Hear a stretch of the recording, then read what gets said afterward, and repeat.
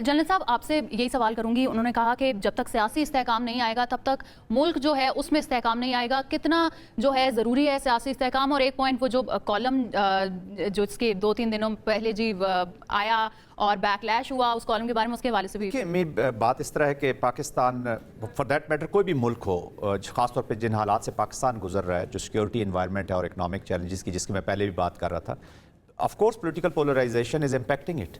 लेकिन एक चीज़ हमें समझने की ज़रूरत है कि इस वक्त there is no political party जो पावर में नहीं है जी। सब पावर शेयर कर रहे हैं। पावर के साथ साथ आप उसको एंजॉय तो कर रहे हैं, लेकिन उसके साथ जो रिस्पॉन्सिबिलिटी है उसका मुजाहरा करना बड़ा ज़रूरी होगा। I am not a political person, but at least इतना मैं समझता हूँ पॉलिटिक्स को हम जो देखते हैं कि डायलॉग जो है, dialogue is like an oxygen जी। अगर ऑक्सीजन नहीं होगी तो सफोकेशन होती है, suffocation leads to the violence, ये याद रखिएगा।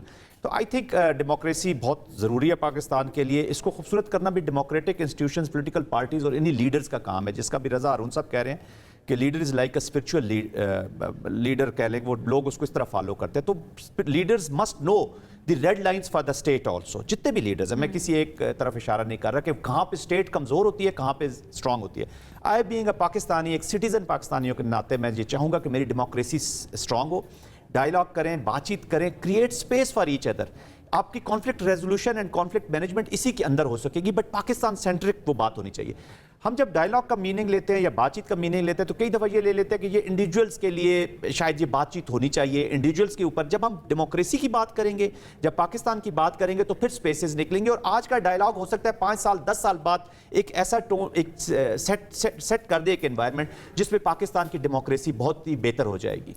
दूसरा आपने बात की है, आई थिंक बड़ी क्लैरिटी के साथ DGISPR ने उसको बता दिया है। इट वाज एन एक सोशल इंटरेक्शन ज़रूर था, बट हैविंग सेड दैट, जहाँ तक मैं फील्ड मार्शल का जानता हूँ, जो भी हमें थोड़ी सी इन्फॉर्मेशन या उनके बारे में मालूमात है, वो कभी भी किसी पॉलिटिकल बात के ऊपर कभी भी कमेंट्री नहीं करेंगे। He has already given his position कि जो भी बातचीत होनी है वो अभी पॉलिटिक्स आपस में ही बातचीत करेंगे, वो उसमें इन्वॉल्व होंगे, कभी भी इन्वॉल्व नहीं होना चाहेंगे। तो आई थिंक जब एक रिबटल आ गया तो उसको उसी स्पिरिट और सेंस में लेना चाहिए। ठीक है, रज़ा साहब, आप कुछ कहना चाह रहे हैं इस